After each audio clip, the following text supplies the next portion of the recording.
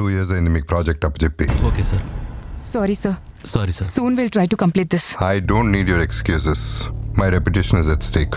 Please excuse sir. Yes, sir. We'll finish this.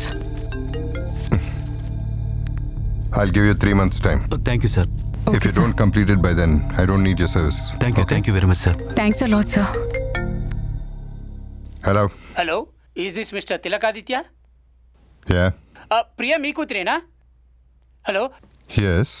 నేను hospital నుంచి మాట్లాడుతున్నాను సార్. మీ అమ్మాయి ప్రియాకి యాక్సిడెంట్ అయింది సార్. ఇప్పుడే ఎమర్జెన్సీ వార్డుకి తీసుకెళ్తున్నాం. What? అవును సార్.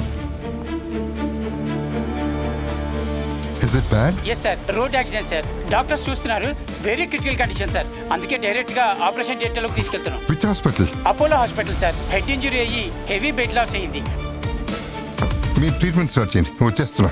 వెంటనే ట్రీట్మెంట్ స్టార్ట్ చేయకపోతే తన ప్రాణాలకే ప్రమాదం ఉంటున్నారు సార్. అర్జెంట్గా అడ్మిషన్ ఫీజు 50,000 కట్టాలంటే సార్. నేను వచ్చేస్తున్నా, వచ్చి కట్టేస్తాను. అంత టైం లేదు సార్. మీకు లింక్ పంపించాను, ఒకసారి చెక్ చేయండి. ఆ లింక్ మీద క్లిక్ చేసి పే చేసేస్తే సర్జరీ స్టార్ట్ చేస్తారంట. పంపించేశాను. ఓకే సార్, మీకోసం హాస్పిటల్ దగ్గర వెయిట్ చేస్తూ ఉంటాం.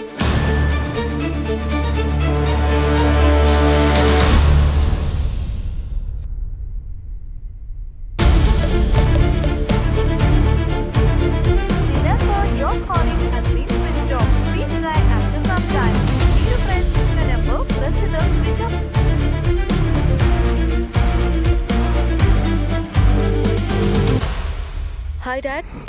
హాయ్ మా, ఎక్కడున్నావు? కాలేజీలోనే ఉన్నాను డాడీ. ఏమైంది డాడ్? ఓకే మా.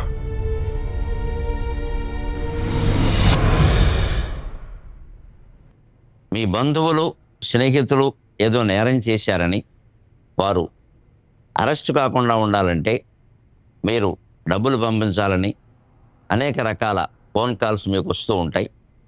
అంతేకాదు మీకు దగ్గర వారెవరో ప్రమాదానికి గురయ్యారని వెంటనే డబ్బులు పంపమని ఫోన్ కాల్ చేయడం కానీ సందేశం పంపడం కానీ చేస్తారు. ఇలాంటివి నమ్మి ఎట్టి పరిస్థితుల్లోనూ డబ్బులు బదిలీ చేయవద్దు.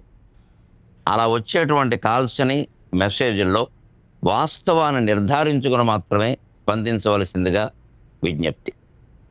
అనుకోనిది ఏదైనా జరిగితే ఫిర్యాదు చేయవలసి వస్తే 1930, మళ్ళీ చెబుతున్నాను, 1930 నెంబర్కి కాల్ చేసి ఫిర్యాదు చేయండి.